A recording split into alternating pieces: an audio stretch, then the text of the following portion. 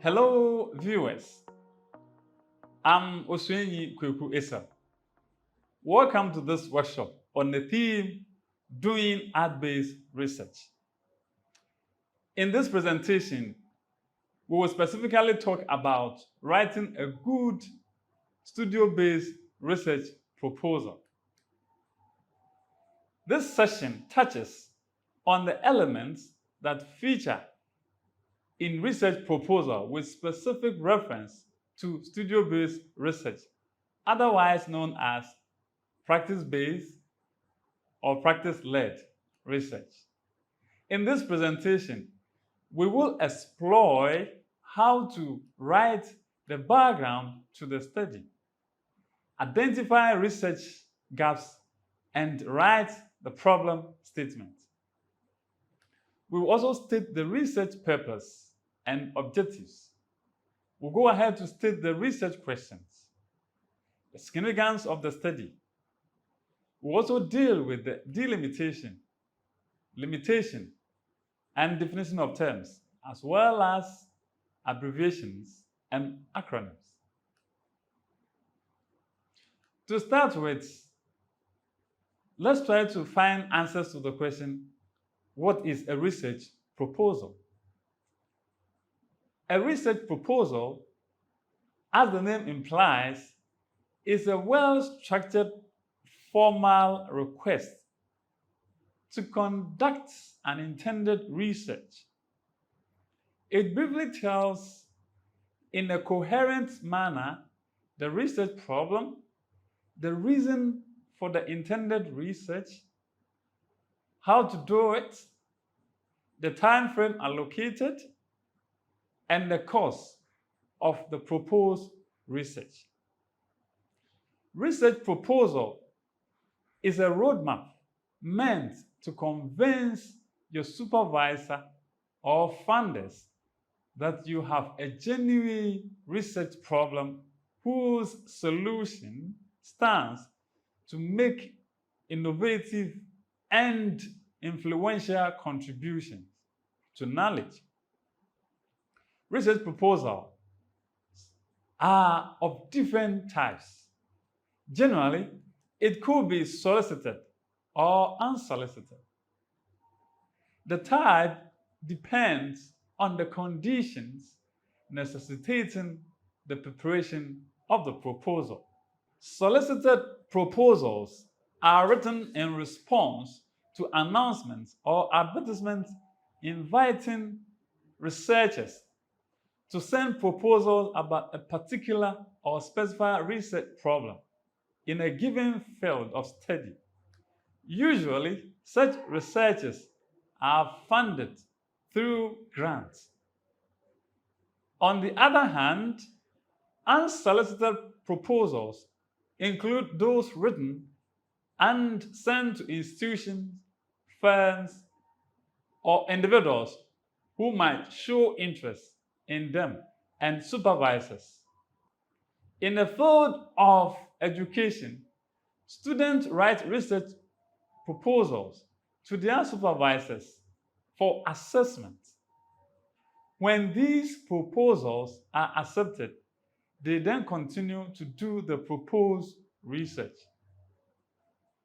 At the postgraduate level, many institutions of higher learning request from applicants proposals which usually influence the admission of such applicants into the institution or by the institution. Proposals are important in the academic life of scholars and researchers. Let's now look at basic components of research proposal. Proposals may vary in scope and length, depending upon factors such as the demand of the funding agency and the educational institutions or relevant bodies they are meant for. Some of these bodies have their prescribed proposal format. However, there are certain basic features of research proposals in educational institution or in educational research. A good research proposal is what is required to convince your supervisor that you have a worldwide research problem. When your proposal is accepted by your supervisor, you only have to change the future tenses to the appropriate tenses and effect other suggested corrections by your supervisor, if any. A good research proposal is as good as the introductory chapter of the long essay, thesis, or dissertation that you may be writing. The elements of a research proposal include background to the study, statements of the problem, purpose of the study, otherwise known as general objective, specific objectives, significance of the study, delimitation of the study, otherwise known as the scope, limitations of the study or problems encountered, definition of terms used, abbreviations and acronyms used, literature review, that is a conceptual or theoretical framework employed in the work, methodology. And in terms of methodology, it deals with the research approach, the research design, population, sample and sampling technique, instrumentation or data collection instrument, data collection procedure, method of data analysis, ethical consideration, reliability and validity, or trustworthiness and authenticity, the time frame or timelines used or proposed timelines for the study, the budget for the study, and the references. This section is focused on how these elements are treated in the writing of the research proposal. However, it does not cover literature review, methodology, time frame, budgets, and references. These will be treated in our subsequent presentations. To start with, we'll look at the background to the study.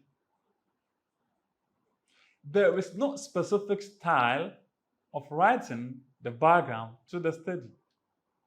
It depends to a large extent on your writing style as a researcher. No matter your style of academic writing, you must do so with your readership in mind. Try to use clear and concise English and simple sentences. Remember to avoid one sentence paragraph. The background to the study actually precedes the statements of the research problem. It gives a hint of the research problem. Besides, it attracts attention of the readers. Usually, it is premised on attention-grabbing concerns. The background to the study must be premised on attention-grabbing concerns with a motivative tone to the reader. It should give tangible reasons to the concerns raised. The concerns raised should be good enough to lay a solid foundation that necessitates your study.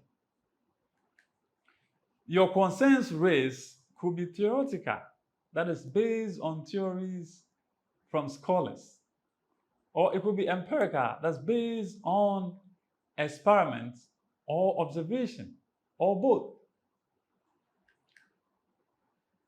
Going by the theoretical perspective, your ability to decide whether to use the inductive or deductive strategy or both may influence the content of the background to the study. Support with empirical examples the concerns you may raise.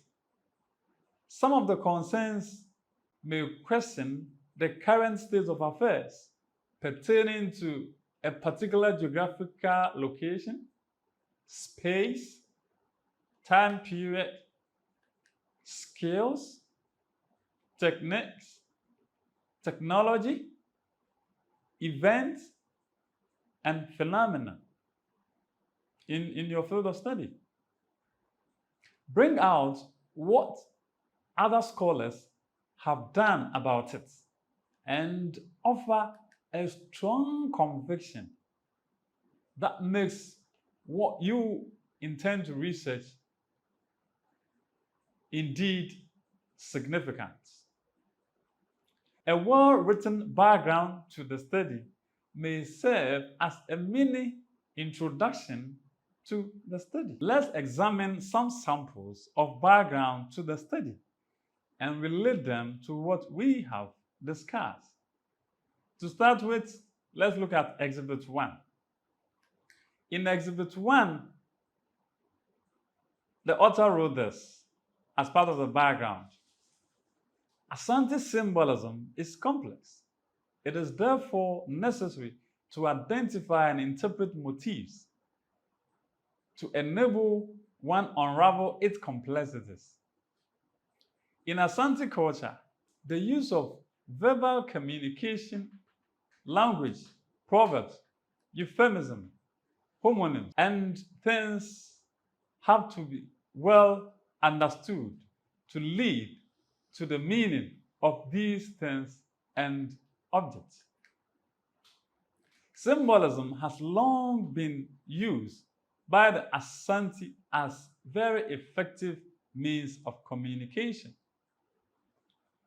The extent to which these symbols serve educational and informational purposes is worthy to be studied to know if they really have such values so that the society can learn from them in order to improve not only their relationship with people, but also their lives. Now, from Exhibit 1, as we've read, we indicate or we observe that the first sentence makes a general comment in relation to the complex nature of the Asante symbolism. The next three sentences make attempts at providing convincing reasons for the earlier statement, while the concluding sentence states the sort of contribution the study stands to make. The treatment of the background in this case hints readers about the research problem and the general direction of the study. Now let's take a look at the next example in Exhibit 2. It reads, mythical stories and mysteries in the Ghanaian cultural setting play a pivotal role in the preservation and socialization of the community's cultural values, tradition, and heritage. Through tales, people gain their cultural heritage, to which a greater extent determine their further thinking, desires, and attitudes. Myths are used to instill moral values and discipline in younger generation. This is because Africans have a set of values considered worthwhile and necessary for the preservation and well-being of their culture.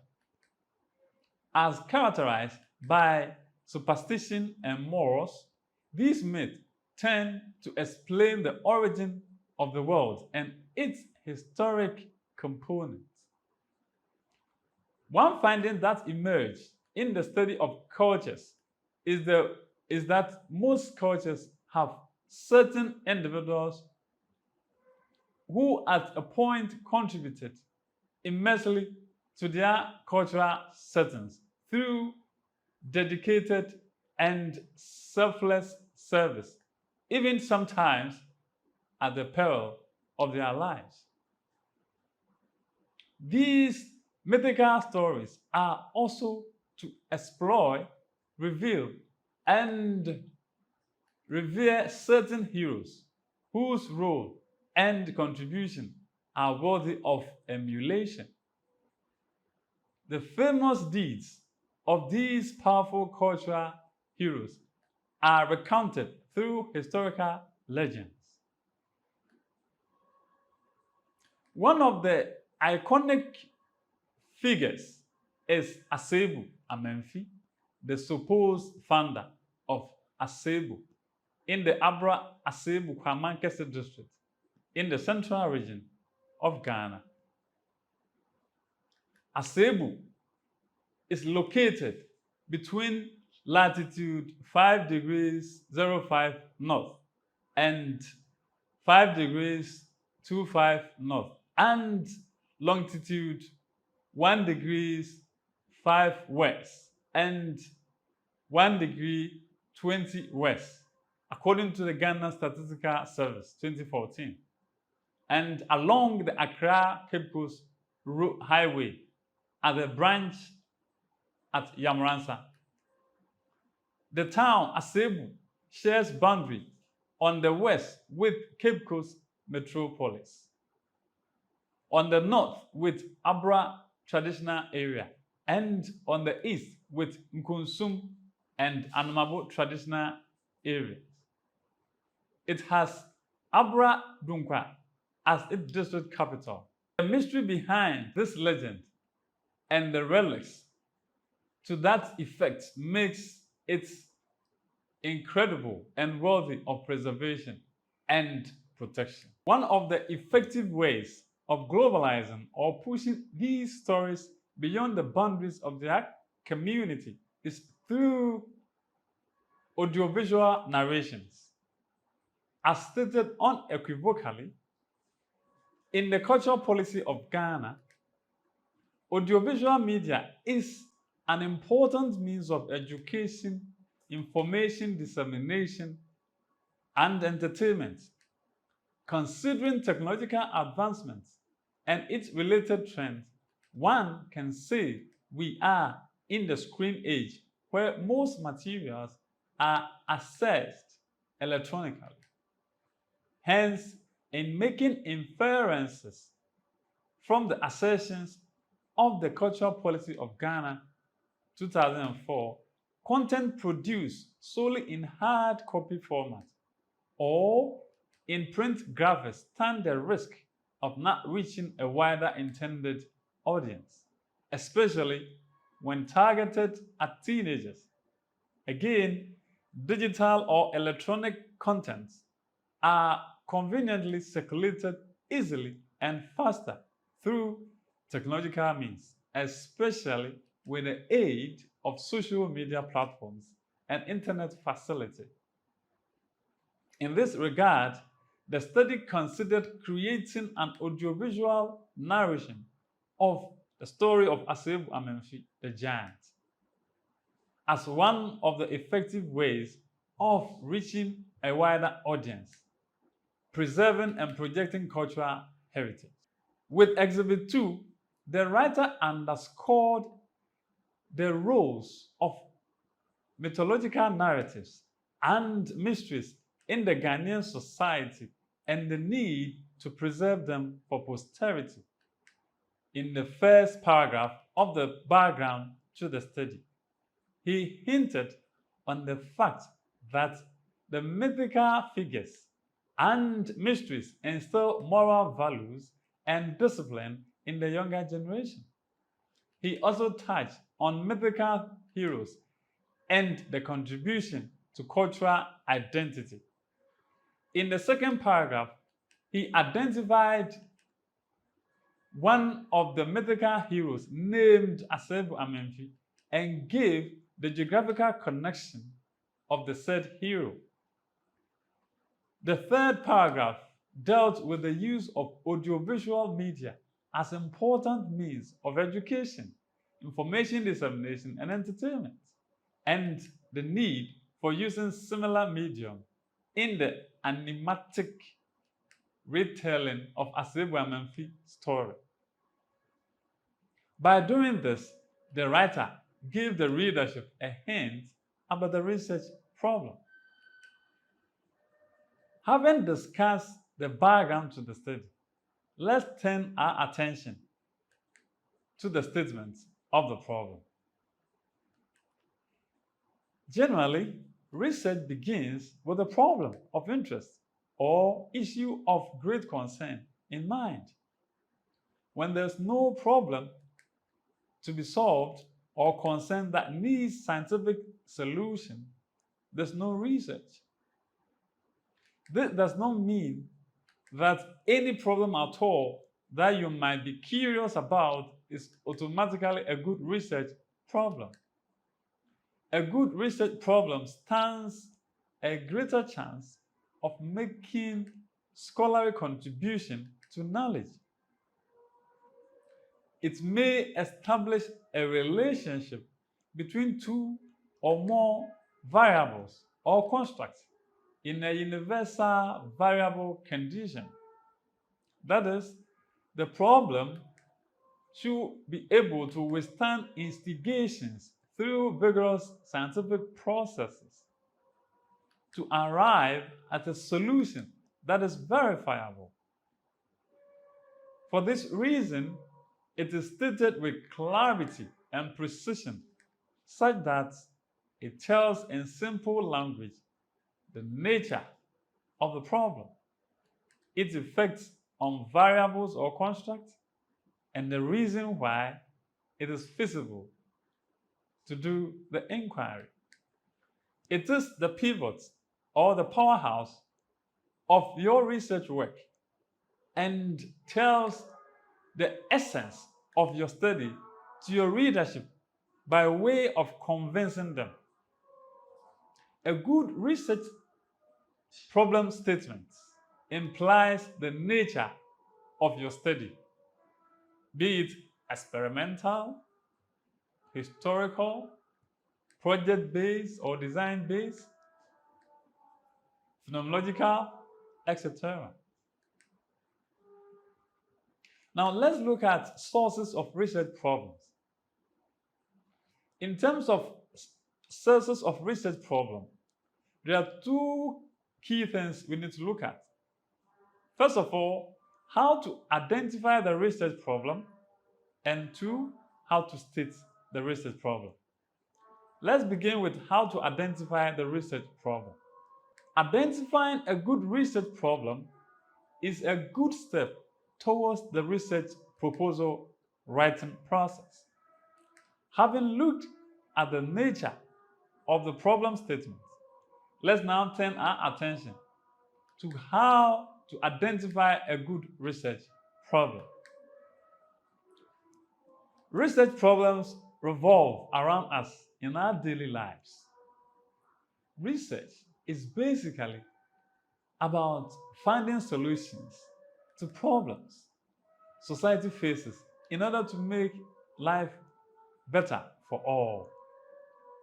As much as human existence persists, there are unending research problems that need serious attention of researchers.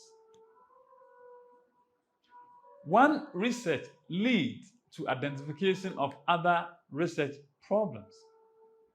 As a result, there exist numerous research problems waiting for solution, but how to identify these problems has become an albatross in the neck of many students. There is not one right path of identifying a research problem. Many renowned researchers have suggested some possible sources. They include everyday life experiences, theory, and related literature. Let's focus on everyday life experiences. Problems are endemic in our everyday life. Some of these problems could withstand the rigorous scientific research process to arrive at solutions, whilst others could not. Research attaches interest to problems that could withstand scientific inquiry of the everyday life experiences. Research problems exist in all fields of study. In the field of creative art, the research problem manifests in both branches, that is, visual and performing art, and their respective courses or subjects that falls under them.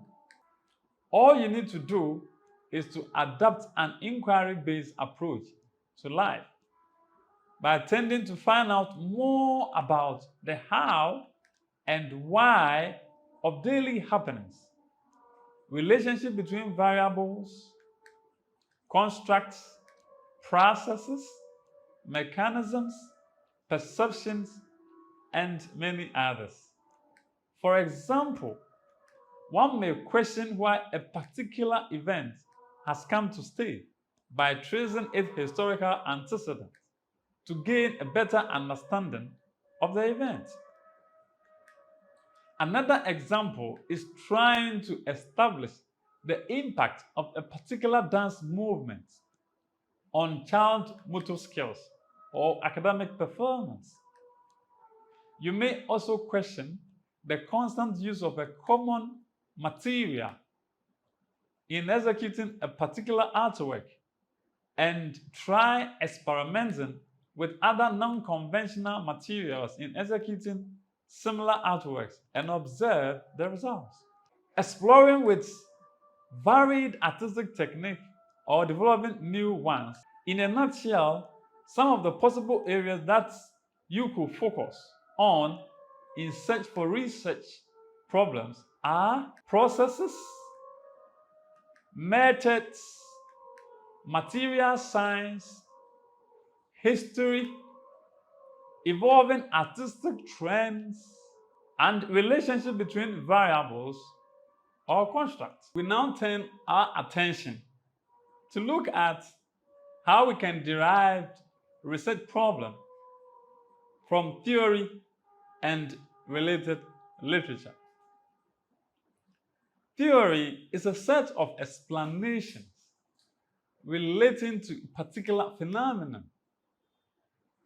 Theory could be empirical data, oral tradition, or perceptions. When a theory is subjected to scientific examination constantly and it proves resilient, it becomes law. You can derive a researchable problem through the examination of existing theory. You then test the theory in your area of interest, either to confirm or disprove them. Collecting data and developing your own theory from the data gathered is also possible. Literature in your area of interest is a good source of deriving researchable problems. As you read them, keep an eye on the approach used in handling a particular topic and think of other possible approaches. Try also to identify the gaps in the study and craft your own topic whose exposure to scientific inquiry will lead to solving it. Any good research reveals another research problem to be solved. Doing a directed reading in your area of interest could furnish you with numerous research problems to tackle. Reading materials such as books, journal articles, research report, that's dissertation, thesis, long essays, technical reports, policy documents, and computer databases are good in this regard for research problem identification. Some journal articles, dissertation, thesis, long essays feature suggested areas for further study. Look out for these portions and develop a research topic from that. Do further reading about the topic to ascertain current researches in relation to the topic. This will further equip you to know whether to carry on or drop it. Remember that the research must make considerable scholarly contributions to knowledge. After your directed reading, if you realize that the topic does not warrant research, do not hesitate to drop it. Before that, seek research experts' opinion. It could be from your faculty or department. If the topic is good, then go ahead to write the background to the study as treated earlier and the problem statements. Again, we have to survey a body of literature in your identified subject matter or topic of interest. Do a thorough reading of the gathered literature. While you read, note the methodologies, the flaws, inconsistencies, the main findings, the theories, consenting and differing arguments in the work you have read or you're reading. By doing so, you are establishing the research gaps. You're doing so to reinforce why the study you want to do is important, as well as its intended contribution to knowledge. Let's now look at how to state the research problem we have identified. The problem statement could be contained in just one topic sentence with several explanations and empirical examples organized in paragraphs confirming its existence. Let's explore some examples of research problem statements. Let's take a look at Exhibit 3. Available studies on Rasta hair culture have confirmed the existence of the stigma associated with Rasta, that's dreadlocks, in Ghana. In his study on how Rastafari philosophy and practice have represented points of both resonance and dissonance between repatriated Rastas and non-Rasta Ghanaians, Whiteman pointed out the stigma of wearing locks, adding that even children who wear locks to school face teasing from their non-Rasta Ghanaian peers. His study confirmed the fact that public school authorities prescribe locked hair. Notwithstanding the stigma about Rasta people in Ghana, there is an upsurge and diffusion in Rasta hair culture among the youth in the urban centers, towns, and villages. The diffusion of Rasta beyond the metropolitan centers in Ghana needs further investigation to establish the formal structures for Rasta hair promotion and how Rasta culture is impacting on the youth amid the stigmatization, marginalization, and discrimination on socio-economic and political repression grounds.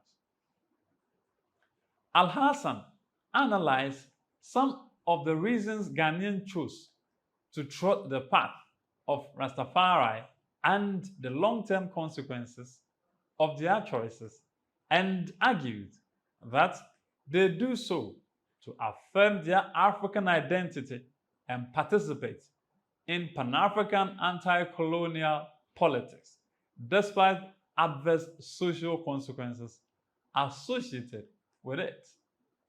However, her study was based solely on the ethnography of one Ghanaian Rastafari woman. There is the need to gather data from relatively wide sample population to get a broader picture of the phenomenon. From the scanty studies on Rasta in Ghana, it has become clear that the rise of Rasta hair culture among the youth in Ghana has not been given the needed attention. The proposed study will garner the views of the youth in urban centers, towns, and villages to get a broader picture of the phenomenon. Besides, Rastafarians have their values, which includes their dietary culture, theology, that's their religious beliefs and practices, color symbolisms, and music.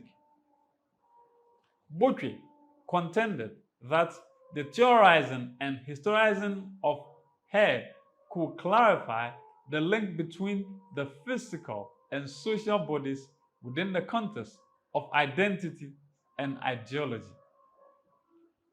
A study on the semiotics, philosophies, and aesthetics of Afrocentric hair by Omotoso did not focus on Rasta hairstyle. Rasta hair stigmatization and discrimination has become an albatross that lingers on the neck of the Rastafari movement in Ghana as a result of its layered complexity. There are two major sources through which the stigmatization and discrimination manifests itself: internal and external.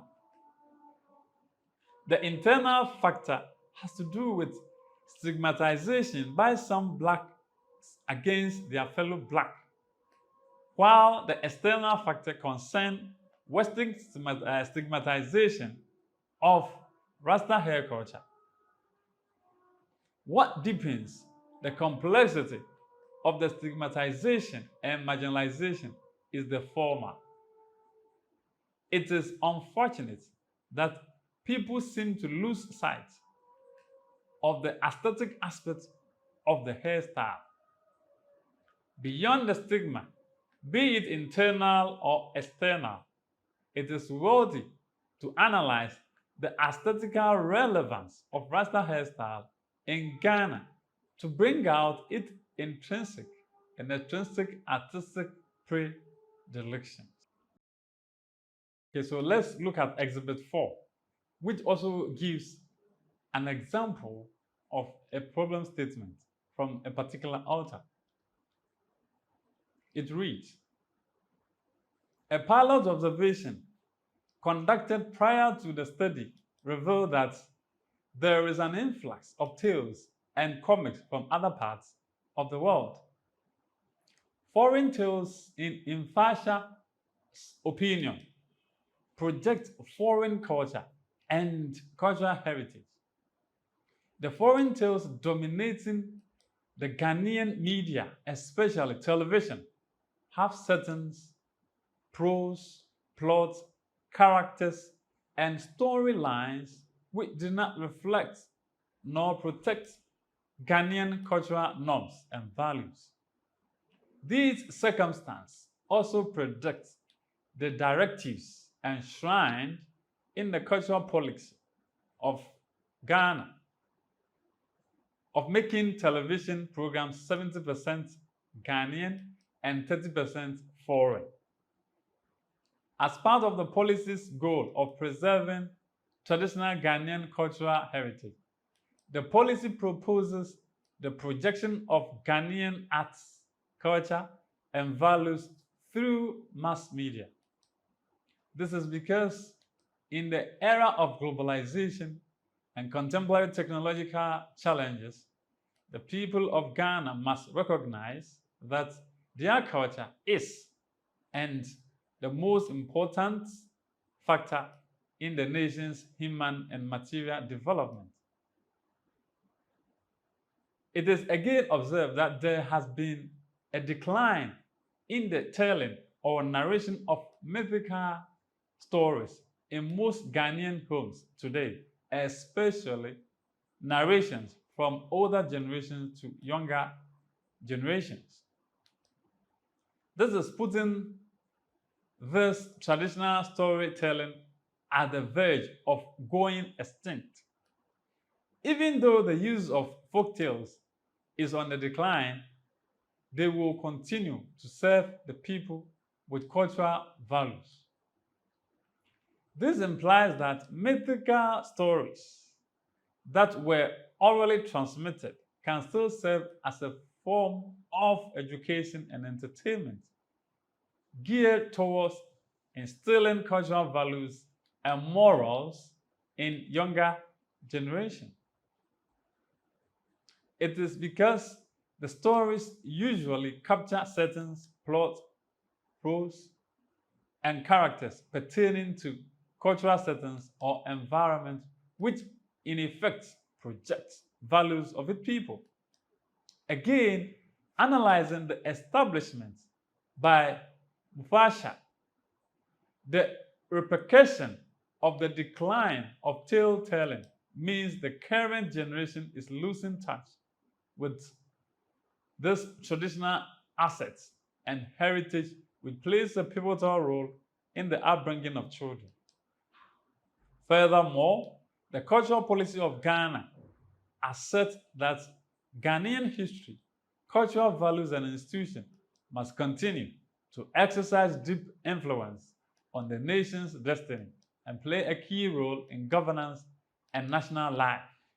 This implies that the nation is also missing the core values it deserves from myth like cultural values and identity, tradition, ethics, standards, or discipline that mold character, behavior, and attitude of Ghanaians. Several indigenous knowledge forms have been exploited, but little attention has been given to cultural heroes. This is an indication that the younger generation is ignorant of certain traditional heroes who deserve their reverence. One of such situations is Asebu Amenfi, whose exploits and legacies, according to Asante 2018, are numerous but known by few. A warlord who helped in the establishment of Asebu Kingdom is gradually losing his relevance to the current generation per the successes and the feats he achieved. His memoirs should be on the lips of the ordinary Asebu indigene, but the story is different. Lots of the indigents, especially the youth, do not know how relevant the character is to their past as well as current dispensation. Asante further connotes that Amenfi is the very embodiment of the Asebu kingdom. Upon its establishment, he fought and defeated it with all his might until he became a unified and stronger ethnic state. Unlike the character Kweku Anansi, which has been explored by several scholarly works with various audiovisual depictions of the character, that of Asebu Amenfi has only been explored by few in the likes of Asante and Norma. Regardless of the commendable efforts made by these scholars to project this hero, the story of this hero is absent in the audiovisual medium space. Visual imagery and animation that represent the character, cultural setting, and motion graphic narrations in storyboard format were not exploited, therefore leaving a gap to be filled. The audiovisual medium, which according to the Cultural Policy of Ghana 2004 is recognized as an important means of education, information dissemination, and entertainment, has ironically not been utilized in the reverence and protection of Asibu Amenfi the giant. Therefore, the intervention of this study is to project the story of Asibu Amenfi in animation and promote it through electronic or digital medium to revive the interest in traditional mythical storytelling, especially among the youth.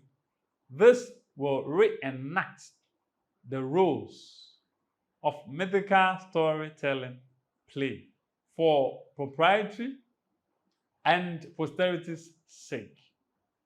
With these examples, we observe that the writer identify works that have been done in line with what he's trying to research into. He settled on authors such as Asante and Noama, who have done some documentation on Asibu Amenfi. He then moved ahead to look at the gap these works have established, or the gaps that this work presents. And then he went ahead to give us what he intends to do by way of studio research, by taking a practical way of doing a video or animation that is going to create a video in that process. And in this vein, it implies that the writer will be engaging the write-ups or the scholarly works of the authors in order to get a better understanding and collect further data to enrich the story for the purpose of creating the animation.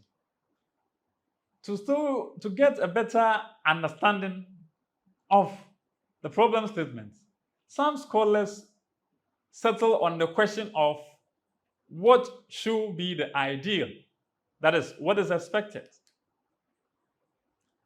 What is the reality? I mean, that is the status quo. And what is the consequences or effect on the situation? I mean, what is the consequences or effect of the situation on the variables or the construct? These are guiding questions that could help in clarifying a good problem statement. Remember, they are just a guide. Your ability to answer these questions well could lead you to writing a good research problem statement. These questions are just a guide for the emphasis sake. In exploring with the above questions, let's picture in our minds our topic, or picture in your mind your topic of interest and ask yourself about what the ideal situation or phenomenon should be in relation to the problem identified. For instance, a well-crafted cultural policy needs to be implemented efficiently for the benefit of the stakeholders. However, if its implementation is in shambles, and for that matter, the intended benefit is sacrificed, then you can make a strong case out of that, supporting your claims with a relevant body of literature. In this example, there is a clear absence of the ideal situation, giving room for the disgusting reality. You then go on to give the consequences, or like the effect of the disgusting reality in this case, and establish the reason or reasons that necessitates your state. All these must be supported with relevant literature, if any.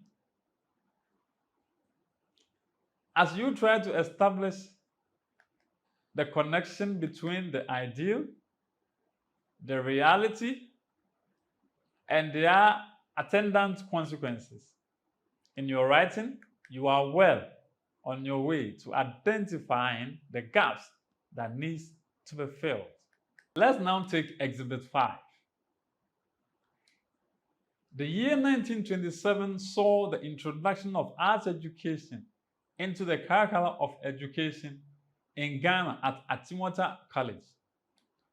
Kwame Nkrumah University of Science and Technology, the then College of Technology, Kumasi, took over specialization of teacher education programs from Achimota in 1952 as a result of its upgrading to a university in 1957. Barely 6 years of its existence in Kumasi had it become necessary to move the teacher training department, which included art education, to the present North Campus, University of Education, Winneba. The Department of Art Education has trained art teachers for the pre-university levels of education in Ghana. It is expected that for all these years, the teaching of art education should have been perfected to the level that will besiege with little or no pedagogical problems. However, several technical difficulties bedevil the profession, even at the tertiary levels of education in Ghana. Among others, studios designed for 10 students now accommodate over 50 students. Lecturer-student ratio is beyond the National Accreditation Board prescription of 1:15. Lack of studio tools and equipment, and over-reliance on the use of lecture method as a means of instruction. Art education in Ghana is a teaching program designed to equip the learner with the skill and knowledge to teach the visual art subjects, that's graphic design, painting, textiles, leatherwork, basketry, jewelry, ceramics, and sculpture at the pre-tertiary levels after completion of the program. However, there are indications to the fact that some graduates of the program over the years are unable to teach the visual arts subjects. That's in the view of Emisa 2004, Ross and Opokuari 2009. This study sought to examine the pedagogic foundation of the lecturer that taught these graduates to determine the causes of the product failure. Now, in Exhibit 5, we find that the author tried to establish the ideal, the reality, and the consequences. The researcher begins, or the author begins, with a couple of sentences that gives a brief history of art education in Ghana. The first 4 sentences show the sequence of events constituting the history. To reinforce this statement, the researcher decries by listing some of the problems facing formal art education in Ghana, despite its long continuous practice. These problems constitute the consequences, justifying the existence of the research problem. After providing the list of problems, he went a step further to tell the ideal situation, the purpose and expectation of formal art education in Ghana. This is followed by the reality, the existing situation, which deviates from what is expected, that is well supported with relevant literature. The problem statement concludes by stating the clear directional intention of the research, which is narrow in scope to be handled and inherently suggests the kind of contribution it stands to make. It gives information about what he or she wants to find out about the relationship between the variables or the construct. As stated earlier, the writing of the research problem depends on the writing style of the researcher. It could be observed from Exhibit 5, as we have discussed, that there was no rigid order, such as starting from the ideal, the reality, and ending with the consequences in crafting the research problem statements. These were skillfully woven to get a continuous flow of ideas about the problem. The number of pages required in writing the statement of the problem should not be something to worry about.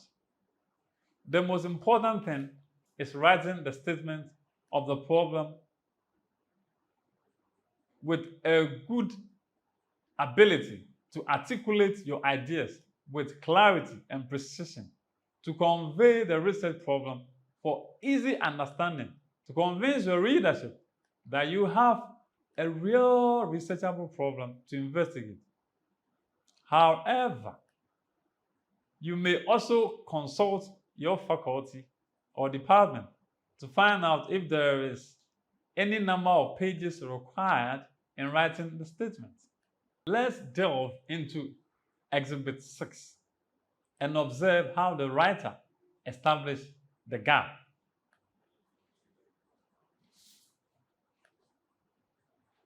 As might be expected, Ghana has produced numerous prominent art composers who have contributed immensely towards the tonal choral tradition. However, only a few, like Nketia, Adolphus Anthony Texan, Atta Anand Mensah, Nicholas Zinzendorf Nyaho, Jima Labi, Cosmas W.K. Mreku, Willie Anku, and Victor Ni Sowa Menacing have made significant contribution to instrumental post-tonal contemporary African classicism. Initiatives from the public universities offering musical composition in Ghana have turned out limited scores of post-tonal music, most of which were only performed from a computer software. Some of these scholarly, instrumental, creative, ethnomusicological works include Aziza Dance, Ogwananta Jam Kaba, Ado Classic, Agbazam Piviko, and Sasraku.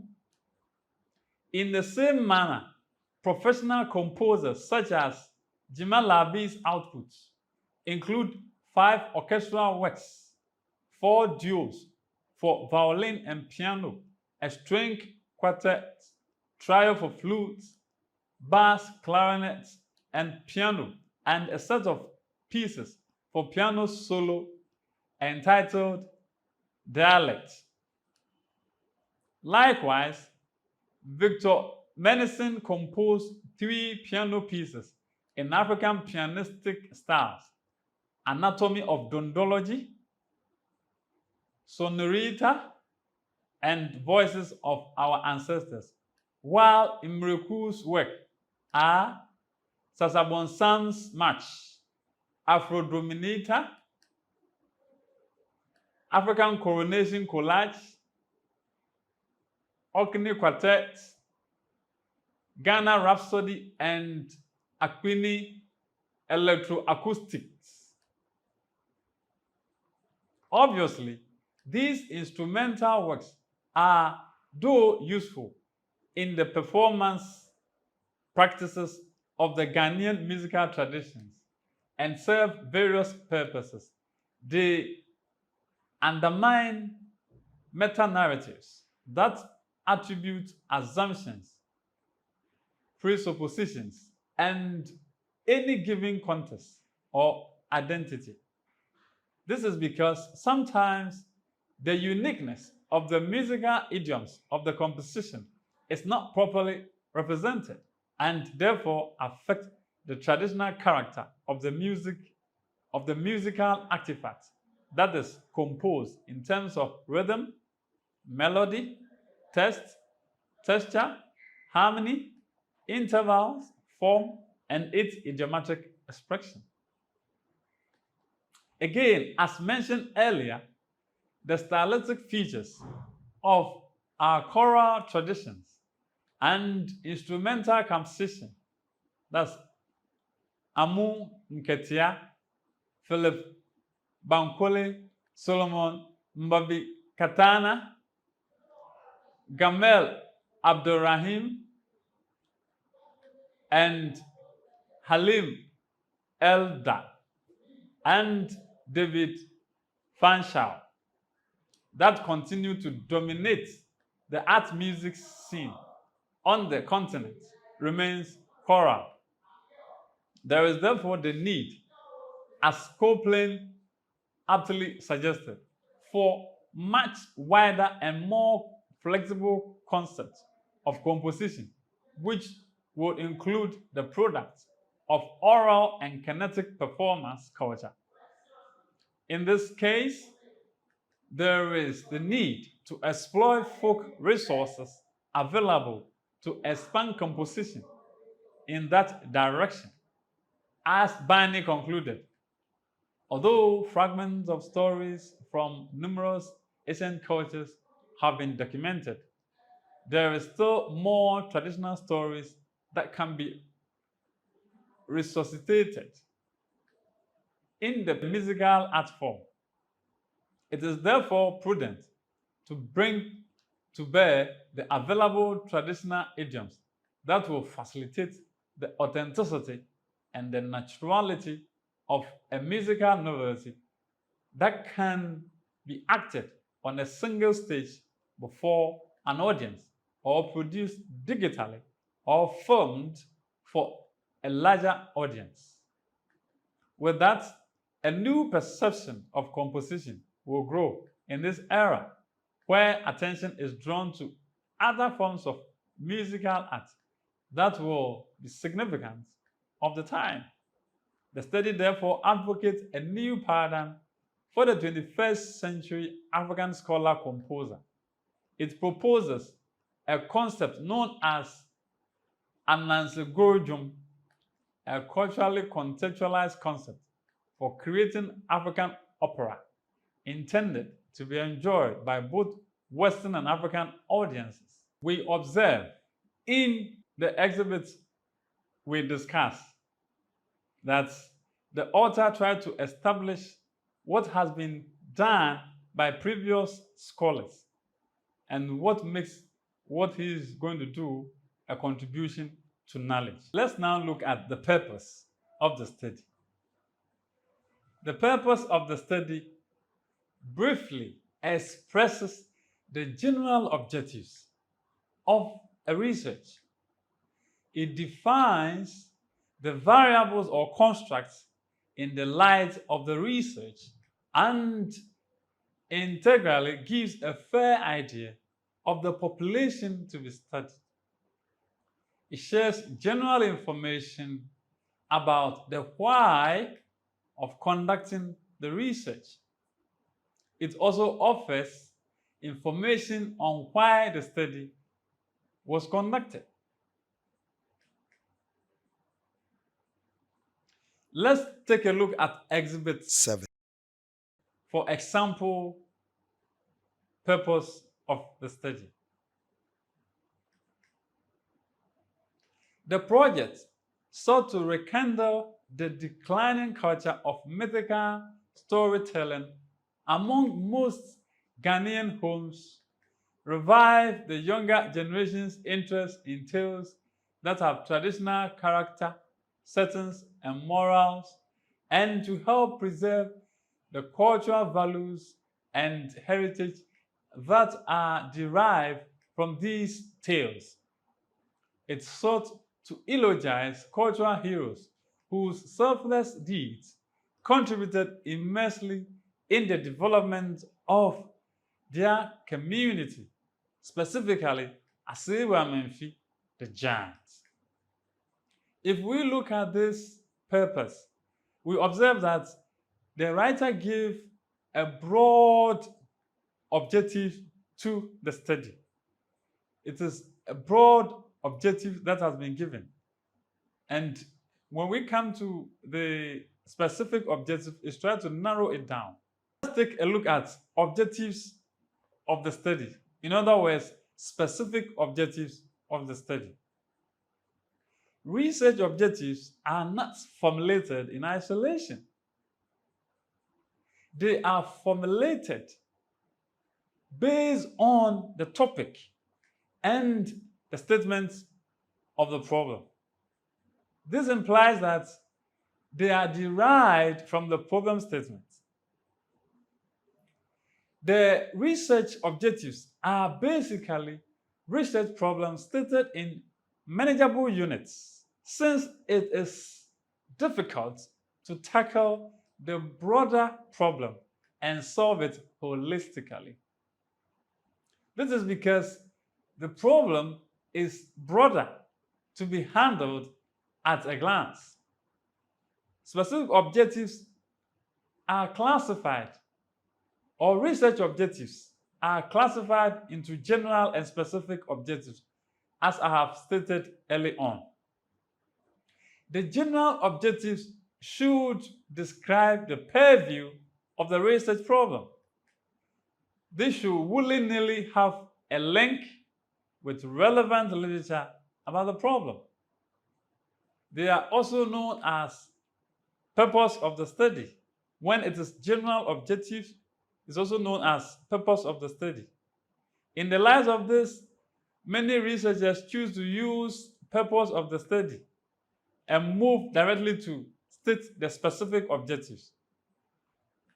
Whichever format you will prefer to use, consult the research report guideline of your department or faculty to know your requirements. Specific objectives, as the name implies, must be SMART.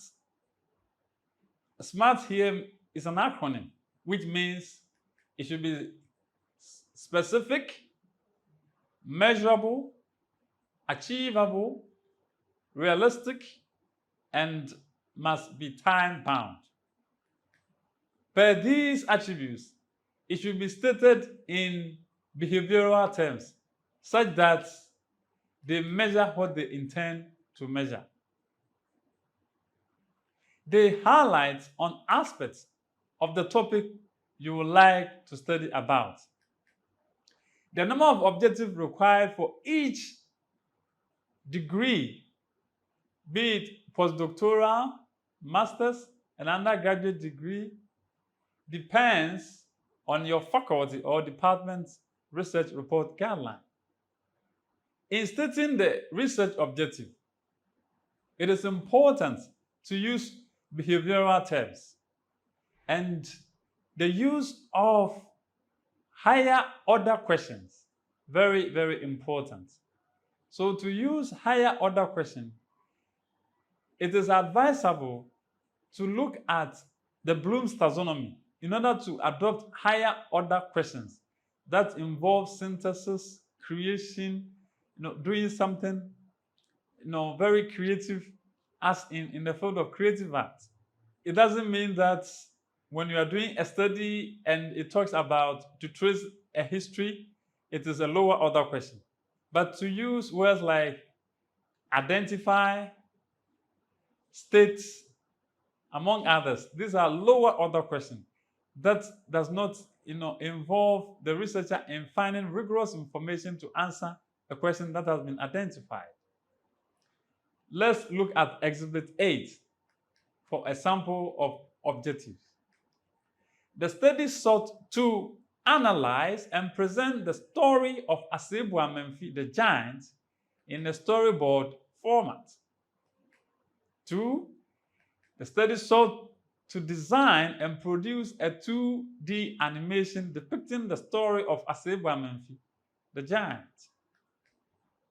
The study sought to evaluate the animation created based on the perspective of children from 10 years to 9 years, as well as selected art and cultural experts.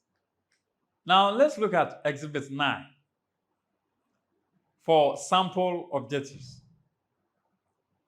The study sought to 1. Develop a conceptual model for creating African traditional musical drama. 2. Examine selected musical elements and indigenous resources as tools for a creative product. Create a drama piece from indigenous folk tales. That is 3. And then 4. Compose a traditional non-linear musical drama work using the conceptual model. And 5. Analyze the novelty created within the context of African identity. A look at this objective suggests the use of higher order questions in order to generate bountiful data in finding answers to the research problem. Let's turn our attention to research questions. Research questions are directly derived from the review of related literature, which also has a link with the research objectives. They are formulated by stating the objectives in question format in testing its validity. Each objective must have at least one corresponding research question or a couple of them whose solution must satisfy the objective. When the formulated research questions are answered through the study, the objectives are said to be achieved. Research questions must be clear and relevant to the subject matter of the research. A question whose answer is either yes or no does not qualify to be a good research question. In addition, if the answers to research questions are barely easily found facts, then they are deficient, except when the study is a replication to conform or refute existing conclusions. Even in this context, the answers must be critical. You must state your research questions such that it is not too narrow to generate informed solutions, neither should it be too broad to give unclear direction to your study, so that it could be accomplished within your given time frame of completing your research work, considering other available resources for your study. The research approach, that is, whether it is qualitative, quantitative, or mixed method, and the respective method under which or under each approach you decide to use must be consistent with your research question. Tarozzi 2013 identified 4 constraints that affect the formulation of a research question. These are paradigmatic constraints, sponsor-related constraints, ethical political constraints, that's a researcher's value that imply judgments of the reality to be investigated, which exceed the empirical inquiry. And then the 4 organizational constraints, that's time and human or financial resources that shape the scope of the extent of the research project. Some research questions generate quantitative data, while others generate qualitative data. Decide on which approach you are familiar with and select appropriate methods to guide your study. Afterwards, write your research questions and refine them when necessary. Using the 5 W's, that is who, when, where, why, and what, in addition to how, is useful in setting the research questions. Now, let's look at sample research question. 1. How would the story of Asebu Amenfi the Giant be designed and produced in 2D animation? 2. What are the views and perspective of children and arts and cultural experts on 2D animation on the story of Asebu Amenfi? Let's look at another sample of research question. The study was guided by the following broad research questions. What conceptual model can be developed for creating African musical drama? 2. What musical elements and indigenous resources can be used in creating a musical drama? 3. What drama piece can be produced from indigenous folk tales? 4. What musical artifact can be created using the conceptual model? And then 5. How does the novelty created typify and identity of African? Let's take a look at significance of the study. In other words, importance of the study. The general purpose of research is for bettering the world for human habitation and life. Research informs policy issues, fosters human development, promotes sociocultural education and economic development. Information derived from researches are disseminated for human consumption. Towards this end, it becomes very imperative for you to outline both the direct and indirect benefits your readers stands to gain from your study. In writing significance of your study or importance of the study, consider all the different categories of beneficiaries your study. In writing your significance of the study or importance of the study, consider all the different categories of beneficiaries of your study and list what each, if more, will benefit from the research.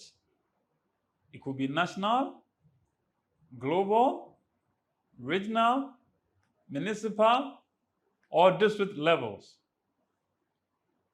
Identify individuals, organizations, agencies, institutions, and other groups who will also benefit from the study. Stating the importance of the study has a strong relationship with stating the recommendations of your study. Organize the importance of your study in the paragraph 4. It is not just enough to list them 1, 2, 3, 4, or whatever. You need to put them in paragraph 4 for a better understanding of your readership. Let's now look at delimitation. It is also known as the scope of the study. The delimitation sets the parameters of the entire research for more focusing. For example, the lines that bound a football pitch defines the playing area. When the ball is played beyond those marked lines, the referee or officiating referee whistles for an infringement. The delimitation serves similar purposes as in the case of football pitch. It must capture what your study covers. In terms of the population, a sample, geographical location or settings, instrumentation, resources, example, time frame or facilities, and criteria for selection of something or event, and others your readers may expect that you carry out in the research which you did not do. Tell what you did and did not cover and offer reasons for your actions and inactions. Let's look at limitation of the study, otherwise known as problem. Let us take note that for limitation, you have to leave it until you have finished the entire study. Or if it's a proposal, when you can, some challenges that you envisage, you may list them, but you need to be very critical in listing them. Because limitations are influences, events, occurrences, or situations that affected the outcome of your research, which you had no control over. It is important to spell out any limitation that influence the research results with honesty. The limitation could be in terms of bias and methodology, such as weakness of an instrumentation that was used, research design use, a sampling technique used that influenced the research findings, among others. Stating the limitation of the research does not take away its novelty and significant contribution to knowledge. It rather creates room for further research and demonstrates your understanding of your research in terms of relevant literature review and other alternative methods to be used in overcoming such limitation in subsequent researches.